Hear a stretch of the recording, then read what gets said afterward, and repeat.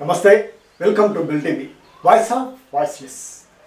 భారతదేశ వ్యాప్తంగా శాంతి చర్చలు ఒకవైపు, యుద్ధం మరోవైపు భారతదేశం మొత్తం అట్టుడికిపోతున్నటువంటి పరిస్థితి మనకు కనిపిస్తుంది.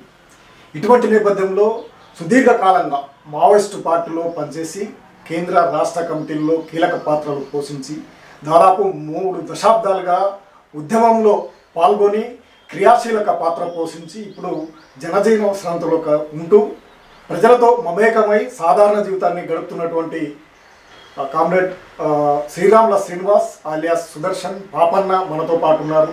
సుదీర్ఘకాలం కూడా ఆయన దండకార్యంలో ఉన్నారు. ఇప్పుడు ఉన్నటువంటి కర్రెడ్గుట్ట అంశం ఇప్పుడు తీవ్రమైనటువంటి ప్రభావాన్ని చూపిస్తున్నటువంటి అంశం, ప్రజల అంశంగా ముందుకు వస్తూ ఉంది.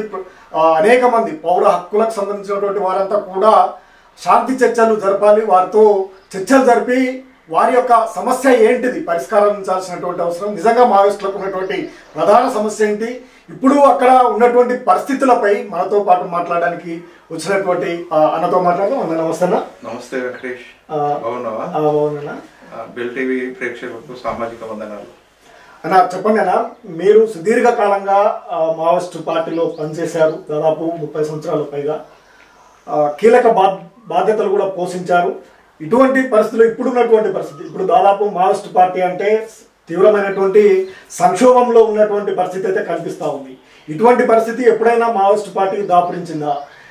అటువంటి పరిస్థితులు ఇప్పుడున్నటువంటి కర్రెగుట్ట అంశమే ఇప్పుడు హాట్ టాపిక్గా మారింది, ప్రజల్లో అదొక ప్రధాన అంశంగా మారింది. ఏంటి అసలు కర్రెగుట్ట ఏంటి, అక్కడ ఉన్నటువంటి పరిస్థితులు ఏంటి? ఇప్పుడు టెర్రైన్ పరంగా చూసుకున్నప్పుడు కర్రెగుట్టలు చాలా కఠినమైనవి.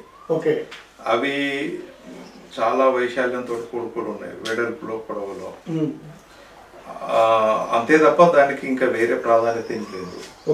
ఏ అజ్ఞాత ఉద్యమం అయినా కూడా తనకు అనుకూలంగా ఉన్న ప్రాంతాలు ఏంటివి, ఏం చేయాలి అనే దాని మీద ఎప్పటికీ నిరంతర అధ్యయనం ఉంటుంది, పరిశోధన ఉంటుంది. దాంట్లో భాగంగానే కర్రెగుట్టను చూడాల్సి ఉంది. అయితే ఇది ఈ విధమైన ఒక పెద్ద ప్రచారాన్ని ఎందుకు చేస్తుండ్రు? మరి మావోయిస్ట్ పార్టీ అంతకంటే ముందు పీపుల్స్ వార్ పార్టీ అనేక ఎగుడు దిగుడుని చూసింది. 1980లో కావచ్చు, 85లో కావచ్చు, ఆ తర్వాత 90లో, 95లో, 2000లో అనేక ఎగుడు దిగుళ్ళ మధ్యన అది ముందుకు పోవడం అనేది జరిగింది. నిజానికి 95-2000 సంవత్సరం ప్రాంతంలో దాని ఎగుడు అనే దాంతో మనకు కనబడుతుంటుంది. ఆ తర్వాత 2000 నుంచి, అంటే మరీ ముఖ్యంగా 2004లో ఏదైతే పీపుల్స్ వార్ ఎంసీసీ కలిపి మావోయిస్ట్ పార్టీకి ఏర్పడిందో, ఆ తర్వాత కేంద్ర రాష్ట్ర ప్రభుత్వాలు కొనసాగిస్తున్న నిర్బంధం, నిషేధాలు డౌన్ఫాల్కు తీసుకుపోతున్న ఒక పరిస్థితి ఉంది. అట్లా ఆ రకంగా చూసుకున్నప్పుడు ఇవాళ జరుగుతున్న దాడి యొక్క తీవ్రత కూడా చాలా ఉంది. ఇవాళ గతంలో కాంగ్రెస్ పార్టీ కానీ యూపీఏ గవర్నమెంట్ కానీ ఉన్నది, ఇవాళ ఎన్డీఏ గవర్నమెంట్ ఉంది. గత 2 టర్మ్స్ ఎన్డీఏ బీజేపీ నేతృత్వంలో ఉన్న ఎన్డీఏ గవర్నమెంట్ పరిపాలన కొనసాగించింది. కాబట్టి ఇక్కడ బీజేపీ ఏదైతే ఉందో, బీజేపీకి ఒక స్పష్టమైన ఎజెండా ఉంది. భారత రాజ్యాంగాన్ని లేకుండా చేయాలి, పోతే మను ధర్మశాస్త్రాన్ని అమలు చేయించాలి. దాన్ని అమలు చేయడం కోసం గత ఎన్నికల్లో 400 అనే విషయాన్ని ముందుకు తీసుకొచ్చారు. అది తక్కువ సీట్లు రావడంతో మళ్ళీ మిత్రపక్షాలైన ఎన్డీఏ సపోర్ట్ తోటి ఇక్కడ చంద్రబాబు కావచ్చు, బీహార్లో నితీష్ కుమార్ యొక్క సపోర్ట్లతోటి ప్రభుత్వాన్ని ఏర్పాటు చేయడం అనేది జరిగింది. కాబట్టి వాళ్ళు ఊహించే విధంగా రాకపోవడంతో ఇవాళ వాళ్ళు అనుకున్న పద్ధతులలో వెళ్ళలేని పరిస్థితిలోకి నెట్టబడింది. కాబట్టి ఇక్కడ మావోయిస్టుల మీద ఎందుకు టార్గెట్ చేస్తున్నారు అంటే, నిజానికి మావోయిస్టు సిద్ధాంతం మార్క్సిజం లెనినిజం మావోయిస్ట్ విధాన సిద్ధాంతం. ఇక్కడ హిందూ మతతత్వవాదులకు సంబంధించిన ఏదైతే సిద్ధాంతం ఉందో, ఆ సిద్ధాంతం ఈ సిద్ధాంతం రెండింటికి కూడా పాముకు వాముకు ముంగిసు మధ్యన వైరుధ్యమే ఈ వైరుధ్యం. ఇదే కాదు, ఇవాళ ఏదైతే హిందూ మతతత్వ శక్తులు, ఇప్పుడు హిందూ దేశం అయినప్పటికీ మెజారిటీ హిందువులు కూడా హిందూ మతతత్వాన్ని కోరుకోరు. ఈ దేశం లౌకిక ప్రజాతంత్ర గణతంత్ర రాజ్యం కాబట్టి ఇక్కడ అన్ని మతాలకు అవకాశాలు ఉన్నాయి. అన్ని జాతులకు సంబంధించిన అనేక జాతులకు సంబంధించిన సమూహం కాబట్టి ఇవాళ ఇక్కడ ప్రజలు కూడా 90% హిందూ ప్రజలు కూడా ఇవాళ మతతత్వాన్ని వ్యతిరేకిస్తూ కలిసి సహజీవనం చేస్తున్న పరిస్థితి ఉన్నది. అనేక మైనారిటీ మతాలు కూడా ఉన్నాయి. ఆ మతాల్లో అన్నీ కూడా సోదరభావంతో రాజ్యాంగ స్ఫూర్తితోటి ముందుకు పోతున్న ఒక పరిస్థితి ఉన్నది. కానీ అది హిందూ మతతత్వ శక్తులు అతివాద శక్తులు ఇవాళ ఉంది. అయితే వాళ్ళు బలంగా తయారు కాలేదు కాబట్టి ఇవాళ అంబేద్కర్నైనా కాగలించుకోవడానికి ఉన్నారు, పూలేనైనా కాగలించుకోవడానికి ఉన్నారు. నిజానికి భగత్ సింగ్ అంటే వ్యతిరేకమే వాళ్ళకు. అలాంటి భగత్ సింగ్ని సొంతం చేసుకునే ఒక ప్రయత్నం కూడా చేస్తున్నారు. ఇట్లా ఈ రకంగా తన బలాన్ని పెంచుకునేంత వరకు మధ్య మార్గాన్ని అవలంబిస్తూ ఆ తర్వాత వాళ్ళు అనుకున్న మనుధర్మ శాస్త్రాన్ని కొనసాగించే ఒక బలమైన ఆలోచనతో ఉన్నారు. అంటే ఇప్పుడు పూర్తిగా మావోయిజాన్ని భారతదేశంలో లేకుండా మార్చి 2026 వరకు తరిమేస్తామంటూ చెప్తా ఉన్నారు. పూర్తిగా సర్వనాశనం చేస్తాం, ఒక్కరు కూడా లేకుండా చేస్తామంటున్నారు. మరి అది సాధ్యమంటారా? అది ఆ అడుగులు కూడా వేసింది ఇప్పుడు కేంద్రం. దాదాపు 5,000 మంది బలగాలతో ఇప్పుడు అరణ్యాన్ని మొత్తం చుట్టుముట్టినటువంటి పరిస్థితి ఉంది. ఒకటి వెంకటేష్, ఇక్కడ నేనేమంటున్నా అంటే అసలు నక్సలిజానికి వనరు ఏంటిది? వాళ్ళు ఎవరు? ఈ దేశంలో ఉన్న పీడితాడిత కులాల నుంచి వచ్చిన వాళ్ళు, అది ఏదైతే పేదరికాన్ని అనుభవించారో ఆ పేదరికం ద్వారానే సామాజిక మూలాల నుంచే నక్సలిజం అనే దాంతో వచ్చింది తప్ప మరొకటి కాదు. రెండోది, ఇవాళ నిరుద్యోగం అనేది బాగా తాండవిస్తున్న పరిస్థితి ఉన్నది. అట్లా పేదరికం అనేది కూడా బాగా పెరిగిపోతుంది. అంటే వ్యత్యాసాలు, కులం మత వ్యత్యాసాలతో పాటు ఆర్థిక వ్యత్యాసాలు కూడా పెరిగిపోతుంది. నిజానికి 1947 తర్వాత భారత రాజ్యాంగాన్ని అమల్లోకి తీసుకొస్తున్నప్పుడు భారత రాజ్యాంగం 10 సంవత్సరాల్లో పూర్తి చేయాల్సిన కర్తవ్యాలని అంబేద్కర్ చాలా స్పష్టంగా ముందుకు చెప్పింది. ఈ 10 సంవత్సరాలని ఏదైతే తారతమ్యాలు ఉన్నాయో ఈ తారతమ్యాలు పోయి సమానత్వం వైపు సాధించాలని అంతటి అనుకుంది. అప్పుడు నెహ్రూ ప్రభుత్వం కావచ్చు, ఆ తర్వాత వచ్చిన ప్రభుత్వాలు కావచ్చు, ఇవాళ మోడీ ప్రభుత్వం కావచ్చు, ఏదైతే భారత రాజ్యాంగం భారత ప్రజల యొక్క మౌలిక అంశాలను ముందుకు తీసుకొచ్చిందో అవి పక్కన పెట్టి వాళ్ళు వారి ఎజెండాను కొనసాగించడం వల్ల ఈ వ్యత్యాసాలు అనేవి మరింత పెరుగుతూ వచ్చినాయి. కాబట్టి ఈ వ్యత్యాసాల పెరుగుదలే ఈ అసమానతలు. కాబట్టి ఈ అసమానతలు ఏవైతున్నాయో ఇవే ఉండరు. నక్సలిజానికి కూడా ఇవే ఉండరు. ఫస్ట్ నక్సలరీ పోరాటం తర్వాత కంటికి కన్ను పంటికి పన్ను అనే అంతటి అనుకున్నప్పటికీ అట్లా కాకుండా ప్రజల్లోకి వెళ్ళి ప్రజల ద్వారా ఒక ఈ సమాజ మార్పు కోసం వాళ్ళని చైతన్యవంతం చేయటం ఎట్లా, సంఘటితం చేయటం ఎట్లా అనే దాంతో అనేక చర్చల తర్వాత జనంలోకి వెళ్ళటం జరిగింది. అట్లా ఆ రకంగా జగిత్యాల పోరాటం అయితేనేమి, కరీంనగర్ పోరాటాలు, ఆ కరీంనగర్ ఆదిలాబాద్ పోరాటాలు అయితేనేమి, అందులో నుంచి వచ్చిన వాళ్ళే దేశంలో వివిధ ప్రాంతాలకు వెళ్ళి పనిచేయటం అనేది జరిగింది. అంటే అప్పుడు మైదాన ప్రాంతంలో ఉన్నటువంటి సమస్యల పరిష్కారానికి ఉంటూ మైదాన ప్రాంతాన్ని వీడి ఇప్పుడు అడవుల్లో మాత్రమే ఉంటున్నారు. మైదాన ప్రాంతాల నుంచి మొత్తము ప్రభుత్వాలు కట్టడి చేయడంతో అడవి బాట పట్టారు. ఇప్పుడు అడవిలో కూడా లేకుండా పూర్తిగా నిర్బంధాన్ని ఏర్పాటు చేస్తున్నటువంటి పరిస్థితుల్లో మన మావోయిజానికి మనుగడ ఉంటుందంటారు. ఒకటి సరే, నువ్వు అన్నట్టు అమిత్ షా 2026 మార్చి వరకు నిర్మూలిస్తా అనే అంత చెప్పుకోవచ్చు, కానీ మావోయిస్టు అనే అంత లేకపోవచ్చు ఒకవేళ అతను అమిత్ షా అన్న ప్రకారంగా. కానీ దానికి సంబంధించిన ఏదైతే బలం చేకూరే అంశాలు ఉన్నాయో ఈ బలం చేకూరే అంశాలను పరిష్కరించకుండా నక్సలైట్ సమస్యను రాజకీయ ఆర్థిక సామాజిక సమస్యగా చూడకుండా, సామాజిక కోణం నుంచి చూడకుండా, రాజకీయ కోణం నుంచి చూడకుండా కేవలం శాంతి భద్రతల కోణం నుంచి చూడటం వల్లనే నిజానికి ఇప్పటికి నక్సలిజం కూడా పెరిగింది. నిర్బంధం కారణంగానే చాలామంది పీపుల్స్ పార్టీలో కావచ్చు, ఆ తర్వాత మావోయిస్ట్ పార్టీలో కానీ ఉండి పనిచేయాల్సిన పరిస్థితి ఉంది. ఏంటి, ఊళ్ళో ఉండనియరు, ఇంటి దగ్గర పండనియరు, పోతే వ్యవసాయం చేయనియరు, సంసారం చేయనియరు. అలాంటి సిచ్యువేషన్లో చాలామంది పార్టీలోకి వెళ్ళటం జరిగింది. అప్పుడు సావరేవో తెలుసుకుందాం అనే ఒక పరిస్థితిలోకి వెళ్ళటం అనేది అంతా జరిగింది. కాబట్టి ప్రభుత్వం అనేది తల్లి లాంటిది. ఇది ఓపికతోటి, సహనంతో అసలు సమస్యకు మూలాలు ఏంటి అనే దాంతో ఆ మూలాల్లోకి వెళ్ళి మూలాలను పరిష్కరించడం వల్ల నక్సలిజం ఉండదు, మతతత్వం కూడా ఉండదు. మూలాలు ఉన్నంత కాలం నక్సలిజం ఉండదు, మతతత్వం ఉంటుంది. కాబట్టి ప్రభుత్వం కూడా ఏం చేయాలంటే రాజ్యాంగ స్ఫూర్తిని కొనసాగించాలి.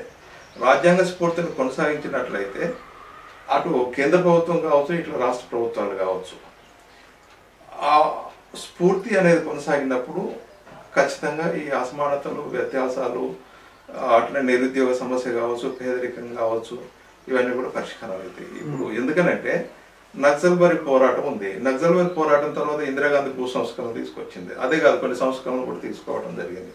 భూమి కేంద్రంగా పోరాటం జరిగింది. తెలంగాణ సాయుధ పోరాటం కావచ్చు, నక్సల్బరీ పోరాటం కావచ్చు, ఆ తర్వాత అనేక ఉద్యమాలు భూమి కేంద్రంగా జరిగినాయి. తెలంగాణ ఇప్పుడు ప్రజాస్వామిక ప్రాంతీయ ఆకాంక్షలతో కూడా ఉద్యమాలు జరిగినాయి. ఫస్ట్ భారతదేశం ఏర్పడినప్పుడు ఎన్ని రాష్ట్రాలు ఉండే, ఆ తర్వాత ఇక్కడ తెలంగాణ రాష్ట్రాన్ని కూడా మనం 2014లో సాధించుకోవడం జరిగింది. అదొక తెలంగాణ ప్రజల యొక్క ప్రాంతీయ ప్రజాస్వామిక ఆకాంక్ష. ఆ ఆకాంక్షల్ని ప్రజాస్వామికబద్ధంగా రాజ్యాంగంలోని ఆర్టికల్ 3 ప్రకారంగా ఏర్పాటు చేసుకోవడం అనేది జరిగింది. అనుభవంలోకి వచ్చింది. కాబట్టి ఎక్కడ వెర్రితలలు ఉన్నా కూడా అది కరెక్ట్ కాదు. శాస్త్రీయంగా సామాజిక, ఆర్థిక, రాజకీయ కోణాల నుంచి విశ్లేషించగలిగినప్పుడే ఆ సమస్యకు పరిష్కారం ఉండాలి. అది కూడా చిత్తశుద్ధి ఉండాలి, అది కూడా కమిట్మెంట్ ఉండాలి. కమిట్మెంట్ లేకపోతే కూడా సాధ్యం కాదు. కాబట్టి ఈ దేశ ప్రజలు నాకు ఓట్లు వేసిండ్రు, గెలిపించిండ్రు, కాబట్టి నేను ప్రభుత్వంలోకి వచ్చిన తర్వాత ప్రభుత్వం విధి ఇది, బాధ్యతలు ఇది అనే దాంతో పాలకులు ఆలోచించినప్పుడు తప్పకుండా ఈ సమస్యకు పరిష్కారం ఉంటుంది. తల్లిలాగా అన్ని విషయాలు చూసినప్పుడు ఇక రోడ్ల మీదకి రావాల్సిన అవసరం లేదు కదా, ఇంతమంది చనిపోవాల్సిన అవసరం కూడా లేదు. ఎందుకు అనవసరమైన ప్రాణాలను పోగొట్టుకోవడం? అదే అందరూ అనేది కూడా అదే. అనవసరంగా ఇప్పుడు త్యాగం పేరుతోటి విలువైనటువంటి జీవితాన్ని పోగొట్టుకుంటున్నారు. ఎంతో విలువతో ఉన్నటువంటి వారు, కమిట్మెంట్గా, ఎంతో నీతి నిజాయితీగా ఇప్పుడున్నటువంటి సమాజంలో వారు ఒక గొప్ప వ్యక్తులుగానే కీర్తిస్తున్నది సమాజం అంతా కూడా. అటువంటి వారు అన్యాయంగా చనిపోతా ఉన్నారు. ఎందుకు ఇంకా అడవుల్లో ఉండటము అనేది అంటున్నారు. మీరేమంటారు? ఉన్నటువంటి పరిస్థితిని ఏ విధంగా అర్థం చేసుకోవాలి? ఖచ్చితంగా మావోయిస్టులు కూడా మారుతున్న పరిస్థితిని దృష్టిలో పెట్టుకోవాల్సిన అవసరం ఉంది. మీరు అన్నట్టుగా వాళ్ళ బాణం చాలా విలువైనది. వాళ్ళు నిస్వార్థంగా సమాజ మార్పు కోసం ప్రాణాలను పణంగా పెడుతున్న, అంతకంటే త్యాగం ఉండదు కదా, ప్రాణాలు పణంగా పెడుతున్న పరిస్థితి. అంతటి త్యాగాలు చేయాల్సిన అవసరం కూడా లేదు. మనం చూస్తున్నాం బయట కూడా. ఇప్పుడు బీజేపీనే చూసుకోండి, అది ఏ గ్రౌండ్ లేని దగ్గర నుంచి 2 పార్లమెంట్ స్థానాలని గెలుచుకుంది. ఆ తర్వాత మెల్లగా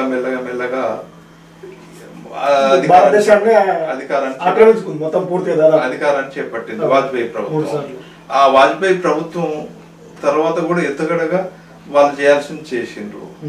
ఇప్పుడు 2014 నుంచి 2 సార్లు ప్రభుత్వాన్ని అప్రతిహతంగా నిర్వహించి 3వసారికి నిర్వహిస్తున్న పరిస్థితి ఉంది. కాబట్టి వీళ్ళు ఒక పార్షాలిటీ తోటి, ఒక మత ఉద్వేగాలను రెచ్చగొట్టి, కుల దురంకారాన్ని రెచ్చగొట్టి, హిందూ మతతత్వ భావజాలాలని ప్రేరేపించుకుంటూ, బ్రాహ్మణీయ ఆధిపత్య వ్యవస్థని బలోపేతం చేస్తూ సమాజంలో అల్లర్లు సృష్టించడం కోసం ప్రయత్నం చేస్తుంది. కానీ నువ్వు అది కాదు. ఇవన్నిటిని లేకుండా చేస్తుంది. కుల మత దురహంకారాలకు వ్యతిరేకంగా, అట్లనే అసమానతలకు వ్యతిరేకంగా, పోతే ఏదైతే కింది కులాలు వర్గాలు ఉన్నాయో వాళ్ళ బాగోగుల కోసం, వాళ్ళ అభివృద్ధి కోసం, అట్లా ఈ దేశ ఆత్మగౌరవం కోసం, సార్వభౌమాధికారం కోసం అన్ని కోణాల నుంచి కూడా నువ్వు ఆలోచించి ఈ సమాజాన్ని మార్చడం కోసం సిద్ధపడుతున్న పరిస్థితి ఉంది. కాబట్టి నేపాల్లో జరిగిన మార్పులను చూస్తున్నాం, అట్నే నిన్న శ్రీలంకలో జరుగుతున్న మార్పును కూడా చూస్తున్నాం. శ్రీలంకలో కూడా మేడ్ ఇన్ బ్రహ్మాండంగా జరిగింది చూసినప్పుడు. కాబట్టి నువ్వు కూడా అధికారంలోకి వచ్చినప్పుడు నీకు కొన్ని అభిప్రాయాలు ఉన్నాయి, అభిప్రాయాలు ఉంటే ఉండనివ్వండి, కాదని అంటలేదు. పార్లమెంట్ అసెంబ్లీలోకి వచ్చి అక్కడ కూడా ఒక పార్టీని నిర్మాణం చేసి మావోయిస్ట్ పార్టీని జనజీవన స్రవంతిలోకి వచ్చి రాజ్యాంగబద్ధంగా ఇప్పుడున్నటువంటి కమిట్మెంట్ తోటి, ఇంకా అంతకంటే ఎక్కువ కమిట్మెంట్ అయితే ఎవరు ఉండలేరు కదా, ఆ కమిట్మెంట్ తోటి తప్పకుండా ప్రజలు ఆదరిస్తారు కదా, ఖచ్చితంగా రావచ్చు అనేది అందరూ కూడా కోరుకుంటున్నటువంటిది, రాజ్యాంగబద్ధంగా ఉండొచ్చు అనేది. ఇవాళ శాంతి చర్చలలో కూడా ప్రధానంగా ఏంటి, అటు ప్రభుత్వ బలగాల నుంచి కానీ ఇటు మావోయిస్టుల నుంచి కానీ ఆదివాసీల మీద దాడులు జరగవద్దు, ఆదివాసీ హననం అనేది కొనసాగుతుంది, ఆదివాసీ హననం కొనసాగుతూ శాంతి కొనసాగాలనే దాంతో పిలుపునివ్వడం జరిగింది. దానికి మావోయిస్ట్ పార్టీ స్పందించింది. మేము శాంతి కాముకులమే, శాంతి వైపు ఉంటున్నాము, శాంతి పావురాన్ని ఎగరేస్తున్నాము. కాబట్టి ఇప్పుడు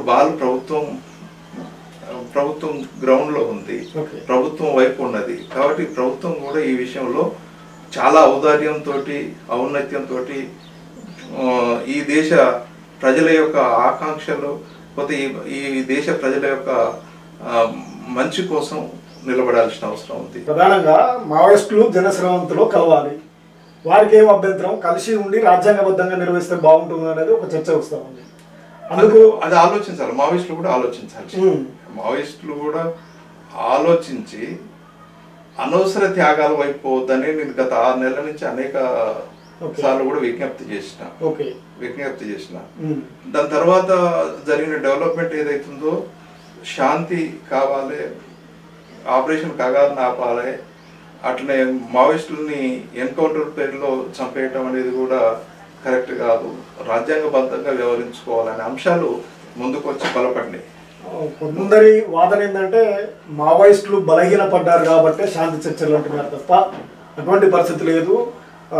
సుదీర్ఘ అనుభవం ఉన్నటువంటి అగ్రనాయకత్వం పూర్తిగా అనారోగ్యాలు, వయస్సు రీత్యా కూడా ఇబ్బందికరమైనటువంటి పరిస్థితులు, వాళ్ళకి సెక్యూరిటీ కూడా ఇబ్బందికరంగా ఉన్నది కాబట్టి వారు పోలీసులకు చిక్కుతున్నారు, అందుకే శాంతి చర్చలు అంటున్నారు అనేది ఒక వాదన ఉంది. అయితే అది కరెక్ట్ కాదు. నేనేమంటున్నా అంటే కోడిగుడ్డు మీద ఈక్వల్ అవుతుంది తప్ప కాదు. ఏదైనా కూడా చర్చలు అనేవి ఇక్కడ ఈ ప్రజల యొక్క ప్రయోజనానికి ముడిపడి ఉన్నాయి. ఈ ప్రజల యొక్క ప్రయోజనం కోసం అనుకున్నప్పుడు తప్పకుండా ప్రభుత్వం కూడా ఆలోచించాలి. సరే ఇవాళ అగ్రనాయకత్వం అనుకున్నప్పుడు నా అగ్రనాయకత్వం ఇవాళనే లేదు, ఇంతకుముందు కూడా చనిపోయినరు, అనేక మంది చనిపోయినరు, అట్లా ఆ రకంగా నడుస్తూనే ఉంది. రేపు కూడా చనిపోవడానికి సిద్ధంగా ఉండొచ్చు, చంపేస్తుండొచ్చు నువ్వు, అంతే తప్ప అంతకంటే ఎక్కువ ఏం చేయలేవు. ఇవాళ సమాజంలో వాళ్ళు ఏ అంశం మీద అయితే ముందుకు వస్తుండ్రో, ఏ అంశాన్ని అయితే ఎజెండా మీద తీసుకొచ్చి మాట్లాడుతుండ్రో, ఆ అంశాలు అట్లాగే ఉన్నప్పుడు ఇంకొక రూపంలోనైనా వస్తుంటది. ఎవరు నిరుద్యోగులే చేస్తుంటారు, లేకపోతే ఏదైతే పేదరికం అనుభవిస్తున్నారో వాళ్ళే చేస్తుంటారు, ఎవరైతే అణచివేతకు గురవుతున్నారో వాళ్ళే చేస్తుంటారు. ఇప్పుడు ఇవి కొత్తగా వచ్చిన ఏం కాదు. నిజానికి ఇప్పుడు బ్రిటిష్ వాడు ఉన్నప్పుడు కూడా జరిగినాయి, అంతకంటే ముందు కూడా జరిగినాయి, ఇప్పుడు జరుగుతున్నాయి, రేపు కూడా జరుగుతాయి. కాబట్టి నక్సలైట్ పార్టీని అణచివేసినంత మాత్రం అణచివేసిన అంత చెప్పుకోవచ్చాం, కానీ ఇక్కడ ఈ ప్రజల యొక్క ఈతి బాధలని పరిష్కరించడం అనేది జరగదు. నువ్వు ఫస్ట్ ఏంటంటే ప్రజల సమస్యలు పరిష్కరించు, ఆటోమేటిక్గా నక్సలైట్లని అనేవాళ్ళు లేకుండా పోతావు. ఇంకొకటి కూడా ప్రభుత్వం అనేది కూడా ఏం చేస్తుంది, ఎమ్మెల్యేలు, ఎంపీలు, భూస్వాములు, దళారీ పెట్టుబడిదారులు వాళ్ళ పక్షం వహిస్తుంది. అనేక చట్టాలు ఉన్నప్పటికీ చట్టబద్ధంగా వ్యవహరించడం అనేది జరగట్లేదు. ఇవే వాళ్ళని పెంచి పోషిస్తుంది కూడా. నిజానికి ఎవరైతే రాజ్యాంగ హక్కుల్ని పొందబడి ఉండరు. ఆ రాజ్యాంగ హక్కుల ప్రకారంగా లేదా చట్ట ప్రకారంగా ఎవరే తప్పు చేసినా అందరికీ చట్టం ఒకటే చుట్టం కాదనే పద్ధతులలో నువ్వు భూస్వాములను కానీ పెట్టుబడిదారులను కానీ పోతే ఎమ్మెల్యేలను కానీ ఎంపీలను కానీ మంత్రులను కానీ కేసులు పెట్టి లోపలేసినట్లయితే ఇంత సమస్య రావు.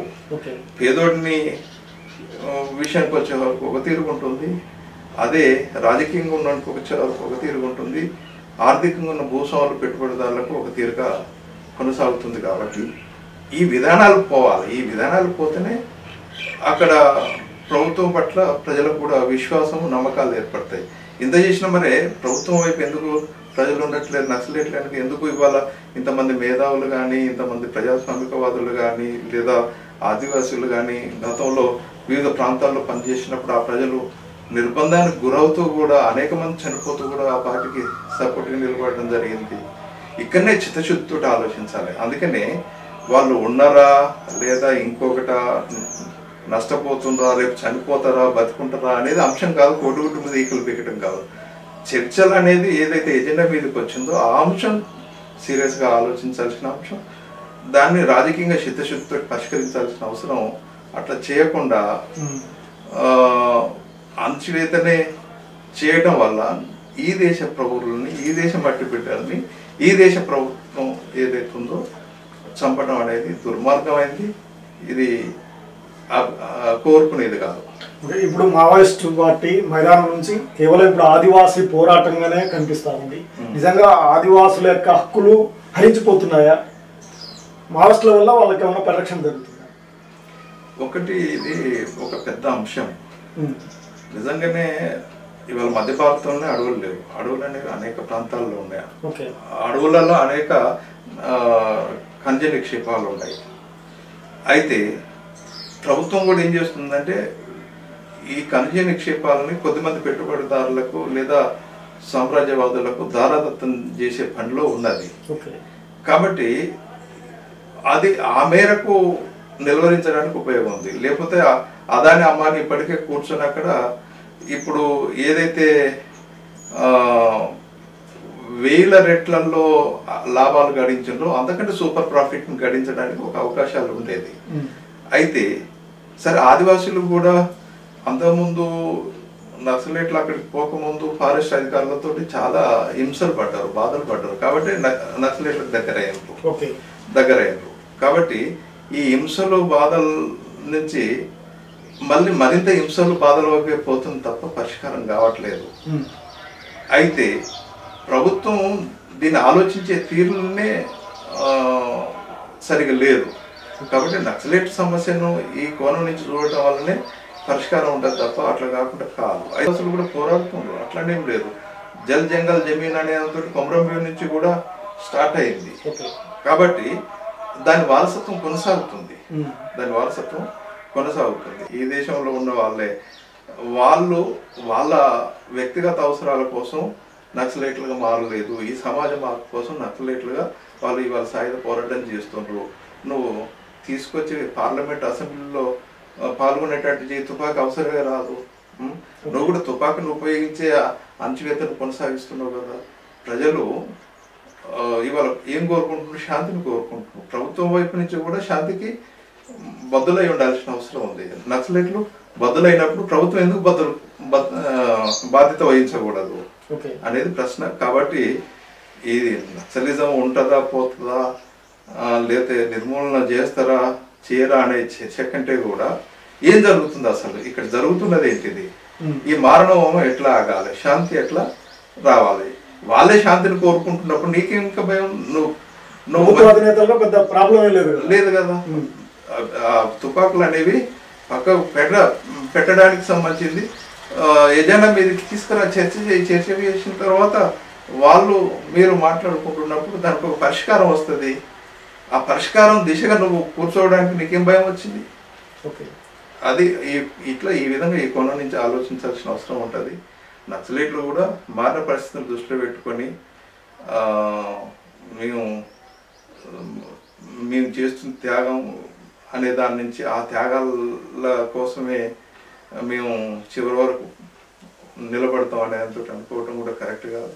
దేశ ప్రజలు కూడా మీలాంటి వాళ్ళని కోరుకుంటున్నారు. ఎందుకంటే ఇక్కడ ఉంటున్నదంతా కూడా దగులుబాజీలు ఉంటాం, దగులుబాజీలు ఉంటాం. కనీస బాధ్యత కానీ కనీసం మాఫియాని మించినటువంటి వాళ్ళు ఉంటున్నారు. ఇక్కడ కూడా ఏం చూడు, కులం కుటుంబం ఆధిపత్యాలు కొనసాగుతూ వస్తుంది. ఇప్పుడు జానారెడ్డి ఉండు, తర్వాత జానారెడ్డి కొడుకు వచ్చిండు, తర్వాత జానారెడ్డి మనవడు, కేసీఆర్ ఉండు, కేసీఆర్ కొడుకు వచ్చిండు, కేసీఆర్ బిడ్డ వచ్చింది, కేసీఆర్ అల్లుళ్ళు వచ్చిండు, కేసీఆర్ మనవడు వస్తాడు, ఆ తర్వాత కేసీఆర్ మునుమనవడు వస్తాడు, అంతే కొనసాగుతూనే ఉంటుంది. అట్లా తెలంగాణలో రెడ్డి కమ్మ వెలమ ఆధిపత్యం అనే దాంతో కొనసాగుతూ వస్తుంది. 160% ఉన్న బీసీలకు సంబంధించిన వీళ్ళ అధికారాలు హక్కులన్నింటినీ కూడా రెడ్డిలు వెలమలు కొల్లగొట్టడం అనే దాంతో జరుగుతూ ఉంది. కాబట్టి ఇలా అనేక అంశాలు ఉన్నాయి. ఈ అనేక అంశాల్లో మీరు ప్రజలను చైతన్యవంతం చేయడానికి మారిన పరిస్థితుల నుంచి మారడానికి ప్రయత్నం చేస్తే కూడా ఈ సమాజానికి ఉపయోగపడుతుంది. పెద్ద రాజకీయ పార్టీనే నిర్మాణం చేయొచ్చు ప్రజల మద్దతుతోటి. ఈ సమాజం మార్పు మీ వంతుగా మీరు కృషి చేసిన వాళ్ళు అవుతారనే దాంతో చెప్పచ్చు. ఓకేనా, మీరు సుదీర్ఘకాలంగా మావోయిస్టు పార్టీల్లో అజ్ఞాతవాసాన్ని చూశారు, ఇప్పుడు జనజీవన స్రవంతిలో చూశారు. అడవిలో జీవించడం అంటే అంత హ్యాపీగా ఉంటుందా? ఇప్పుడు దాదాపు పట్టణాల్లో ఉన్న వాళ్ళంతా అడవికి పోయి చదవీరి అబ్బా ఎంత హాయిగా ఉంది అంటుంటారు. మరి నిత్యము మీరు 24 గంటలు అడవిలో ఉంటారు, ఎట్లా ఉంటుందన్నా జీవన విధానం? కానీ అది చాలా గొప్పది. ఇది పొల్యూటెడ్ వాతావరణం, ఇక్కడ ఎలాంటి పొల్యూషన్ ఉండదు. అక్కడే కాదు, మేము మెదక్లో పనిచేసినప్పుడు కావచ్చు, లేదా భువనగిరిలో పనిచేసినప్పుడు కానీ, ఇతర ప్రాంతాల్లో పనిచేసినప్పుడు కానీ ఒకటి ఏంటిదని అంటే అసలు జనజీవనం అనే దానికి అర్థం లేదు. మేము ఎప్పుడు కూడా జనంతోటే ఉన్నాం. జనం యొక్క మౌలిక సమస్యలు ఏవైతున్నాయో వాటి చుట్టూనే ఆలోచించడం జరిగింది.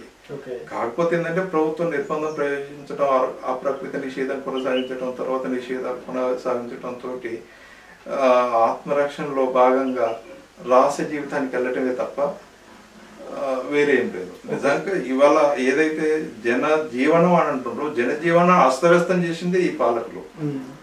జనజీవనాన్ని మొత్తం చిందరవందర చేసి పేదలు మరింత పేదలుగా, ధనికులు మరింత ధనికులుగా చేసింది. ఆత్మహత్యలకు కారణం ఈ పాలకులే, నిరుద్యోగానికి కారణం ఈ పాలకులే.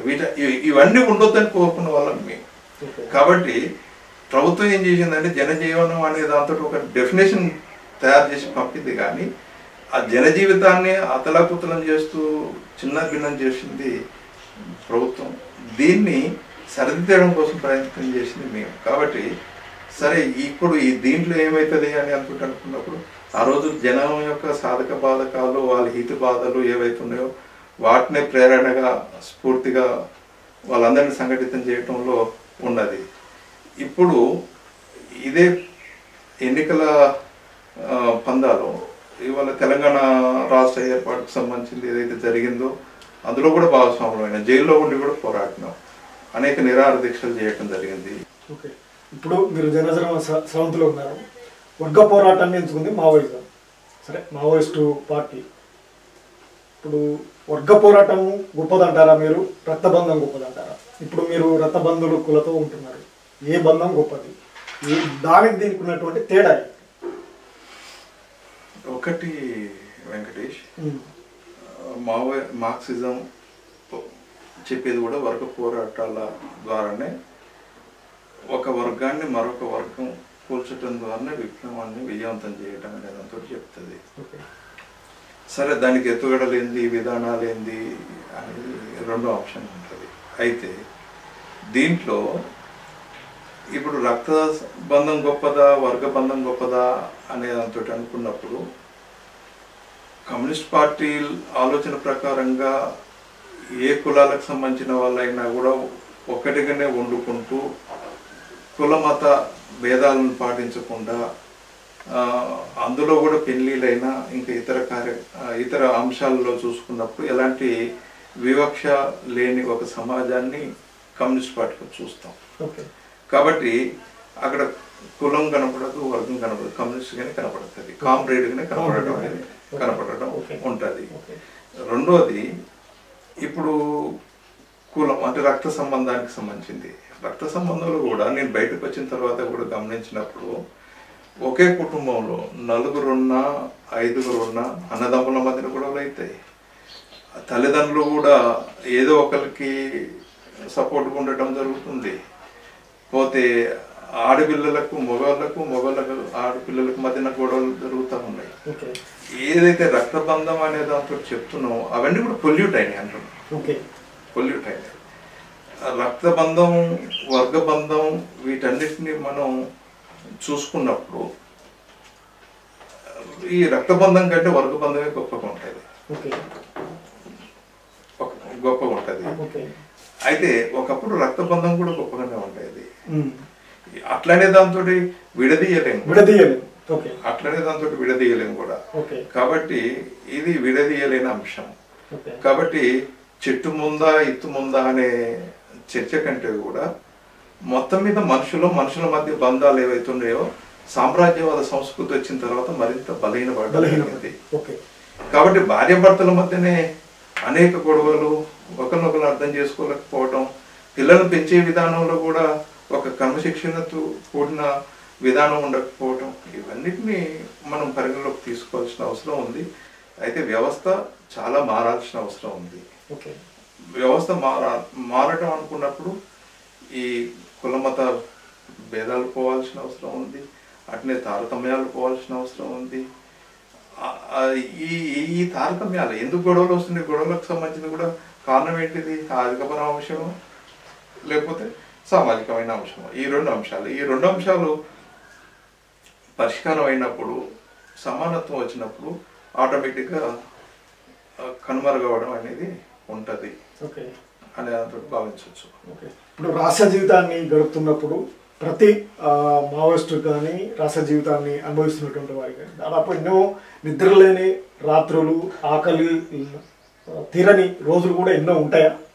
ఏ విధంగా ఉంటాయి? ఖచ్చితంగా. ఇప్పుడు అన్నం వస్తుంది అనుకున్న టైంకు రాదు. అన్నం అనుకొని తిందాం అనుకున్నప్పుడు పోలీసులు వస్తారు. మళ్ళీ ఒక దగ్గర నుంచి ఇంకొక దగ్గరికి పోతున్నప్పుడు ఆటంకాలు వస్తుంటాయి. పోదామన్న కాడికి పోలేకపోతాం, మళ్ళీ కలవాలనుకున్న కాడ కలవలేకపోతాం. అంత కఠినమైన జీవితం. అంటే గెరిల్లా జీవితం అనేది అది జాతర పోరాటాలకు సంబంధించింది కావచ్చు, ఈ దేశంలో కావచ్చు, ఇంకో దేశంలో కావచ్చు, చాలా కఠినంగా ఉంటుంది. దానికి ఆరోగ్యాలు, అనారోగ్యాలు ఇవన్నిటిని కూడా లెక్క చేయని ఒక పరిస్థితి. కాబట్టి ఈ కఠినమైన జీవితాన్ని అలవడిన వాళ్ళే చివరి వరకు కూడా అక్కడ ఉంటారు. గెరిల్లా యుద్ధం కొనసాగించుకుంటూ ఉంటారు. ఇవన్నిటిని గెరిల్లా యుద్ధాలను చూసినప్పుడు చాలా కఠినంగానే ఉంటుంది. బలమైన శత్రువుతోటి బలహీనమైన గెరిల్లా సైనికులు కొట్లాడటం అనేది ఉంటుంది. కాబట్టి అది ఆ కఠినం ఉంటుంది, ఆ బాధలు ఉంటాయి, ఆ తిండి లేని ఉంటుంది, నిద్ర లేనిది ఉంటుంది, అలసట కొన్ని ఉండటం కూడా ఉంటుంది. ఇవన్నీ సమస్యలు తప్పకుండా నిరంతరం పోవాలి. ఇప్పుడు అసలు నేను ఒరిస్సాలో ఉన్నప్పుడు ఏదైనా పోవాలనుకున్నప్పుడు ఎప్పుడు జ్వరం ఉంటూనే ఉంటుంది. నేను అరెస్ట్ అయినప్పుడు అసలు అక్కడ డాక్టర్స్ ఏం చేసిందంటే హిమోగ్లోబిన్ 5% ఉంది, అదొక చర్చ. ఈ 5% ఉంది, ఎట్లా చేస్తున్నావు, ఎట్లా నడుస్తున్నావు, ఎట్లా పోతున్నావు అని అంటుంటే నేనే ఎట్లా చెప్పాలి, వాళ్ళు చెప్పాలి. ఏదైనా గోలు వేసుకోవాలి, దొరికిన కడుపులు వేసుకోవాలి, పని మీద పోవాలి. కాబట్టి వాళ్ళని ఆశ్చర్య కొలిపిన పరిస్థితి కూడా అట్లా అనేక మంది కూడా చాలా మంది జ్వరం వస్తూనే ఉండదు, గోళీలు వేసుకుంటూనే ఉంటారు, నడుస్తూనే ఉండాలి, గంటలు నడుస్తూనే ఉండాలి. ఇట్లా ఇవన్నీ ఉంటాయి, ఖచ్చితంగా ఉంటాయి. ఒక గుట్ట ఎక్కుతున్నప్పుడు ఇక గంట సేపు నడిచిన తర్వాత ఒక 5 నిమిషాలు కూర్చొని మళ్ళీ ఎక్కుదాం అనుకున్నప్పుడు ఆరోగ్యం సహకరించక, శరీరం సహకరించక చాలా ఇబ్బంది పడే పరిస్థితి కూడా ఉంటుంది అట్లా. కాబట్టి గెరిల జీవితం అంటే కఠినమైన జీవితం. ఇప్పుడు మీతో పాటు పనిచేసినటువంటి వారు మన జరిగినటువంటి ఎన్కౌంటర్లో కూడా చాలా మంది చనిపోయి ఉంటారు. మీకు ఎట్లా అనిపిస్తుంది? బాధాకరమే. ఇప్పుడు ఒక మనిషి చనిపోవడం అనేది బాధాకరమే, మరి ఇలాంటి త్యాగాలతో చనిపోవడం అనేది ఇంకా బాధాకరమైంది. సరే, వాళ్ళు కూడా ఆలోచించాలి. ఇంత కఠినమైన విధానాలని కొనసాగించినప్పుడు ఎప్పుడు మనం గెలుస్తాం అనుకున్నప్పుడు తప్పకుండా కొనసాగించాలి, చివరి వరకు నిలవాల్సిందే. ఒకటి. రెండోది, పరిస్థితులు అనుకూలంగా ఉన్నప్పుడు చివరి వరకు ఉండాల్సింది. ఈ రెండు లేనప్పుడు మనం చావో రేవో అనే విధంగా ఉండటం అనేది అది అనవసరమైన త్యాగం అయితే మావ కూడా అనేక సార్లు చెప్తుంటాడు. త్యాగం అనేది ఆ విప్లవోద్యమాన్ని ముందుకు తీసుకోవడానికి సమాజ మార్పును తోడ్పడే విధంగా ఉండాలి అనే దాంతో చెప్పడం జరుగుతుంది. అనేక ఎత్తుగడలు ఉంటాయి. స్థలకాల పరిస్థితులను, మారుతున్న పరిస్థితులను దృష్టిలో పెట్టుకొని కూడా చేయాల్సిన అవసరం ఉంటుంది. ఓకేనా? చివరిగా మావోయిజము అంటూ ఒక టార్గెట్, ఇన్ని సంవత్సరాల వరకు మా టార్గెట్ ఇది అనేది ఇంతవరకు ఇక్కడ పేర్కొన్నటువంటి అంశం లేదు. ఇప్పుడు చైనాలో చూసినట్లయితే మనకు ఒక 20 సంవత్సరాల్లోనే అక్కడ అధికారంలోకి వచ్చినటువంటి పరిస్థితి, నేపాల్లో కూడా ఇందాక మీరు చెప్పినటువంటి పరిస్థితి ఉంది. కానీ భారతదేశంలో ఉన్నటువంటి పరిస్థితులకు అనుగుణంగా మావోయిజానికి అసలు ఎప్పటికైనా అది సాధ్యమవుతుందా? అటువంటిది టార్గెట్ ఉందా? ఇప్పుడు కేంద్ర ప్రభుత్వం ఉంది, మార్చి 26 వరకు అంతం చేస్తాం మావోయిజాన్ని అంటున్నారు. కానీ మావోయిస్టులకు ఈ భారతదేశం మొత్తాన్ని పరిపాలించడానికి, కమ్యూనిస్టు రాజ్యాన్ని తేవడానికి టార్గెట్ అంటూ ఏమైనా ఉందా? టార్గెట్ లేనివి ఇంతవరకు కూడా ఏది కూడా మనం కూడా సాధించలేదు. మరి అది మీకు సాధ్యమవుతుంది, మావోయిస్టులకు సాధ్యమవుతుంది అంటారా? మీ అభిప్రాయం అంటారా? అది యాక్చువల్గా గత్తారిక సిద్ధాంతం. ఇప్పుడు సపోజ్ గుడ్డు పిల్లగా మారడానికి 21 రోజులు ఉంటుంది, ఒక టైం టార్గెట్ ఉంటుంది. అట్లనే ఒక గర్భిణి డెలివరీ కావడానికి 7 నెలల నుంచి 9 నెలలు ఉంటుంది. అట్లనే ప్రపంచ విప్లవోద్యమాలకు సంబంధించి చూసుకున్నప్పుడు ఇది ఒక చర్చ కూడా ఉన్నది. రష్యాలో విప్లవోద్యమం విజయవంతం కావడానికి, చైనాలో విప్లవోద్యమం విజయవంతం కావడానికి, ఆ తర్వాత వియత్నాంలో విప్లవోద్యమం విజయవంతం కావడానికి, వీటన్నిటికి కూడా అంటే దీర్ఘకాలిక సాయుధ పోరాటం అంటే అది దీర్ఘకాలికమే అనే ఎన్ని తరాలకు అనే దాంతో అనేది ఏది ఉందో తప్పుడు భావన. దీర్ఘకాలిక సాయుధ పోరాటమే అయినప్పటికీ ఆ విప్లవోద్యమం విజయవంతం కావడానికి ఇప్పుడు 1949 వరకు చైనాలో, అంటే 20లో ప్రారంభమైంది, 49 వరకు చైనాలో విప్లవాన్ని విజయవంతం చేయడం జరిగింది. ఈ రకమైన గతితార్కిక సూత్రాలను అప్లై చేసుకోకుండా దీర్ఘకాలిక విప్లవం కాబట్టి దీర్ఘకాలికమే అనే దాంతో అనడం వల్ల కూడా దాన్ని విప్లవోద్యమాన్ని సరిగా అంచనా చేసుకోకపోవడం అవుతుంది. ఖచ్చితంగా విప్లవోద్యమం విజయవంతం కావాలనే దాంతో అనుకున్నప్పుడు చైనా, రష్యా, మిగతా దేశాల్లో ఏదైతే చూస్తున్నామో భారతదేశం కూడా అతీతం ఏం కాదు. అయితే ఇక్కడ ఎందుకు ఇట్లా ప్రొలాంగ్ అవుతుంది, ఎక్కడ మార్క్సిస్టులు వైఫల్యం చెందుతుండే, ఎక్కడ మార్క్సిస్ట్ లెనినిస్టులు మావోయిస్టులు వైఫల్యం చెందుతుండ్రు. ఈ దేశంలో వర్గమే కాదు కులం కూడా ఉంది.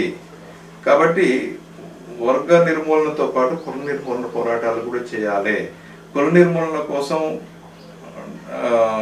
మహాత్మా జ్యోతిబా పూలే నుంచి దానికంటే ముందు కూడా జరిగిన ఉద్యమాలు కావచ్చు, ఆ తర్వాత డాక్టర్ బిఆర్ అంబేద్కర్ గారు ఏదైతే తీసుకుంటారో వాళ్ళని ఫ్రెండ్స్గా చూడటంలో కూడా కమ్యూనిస్టులు చూడలేని ఒక పరిస్థితిలో ఉన్నది.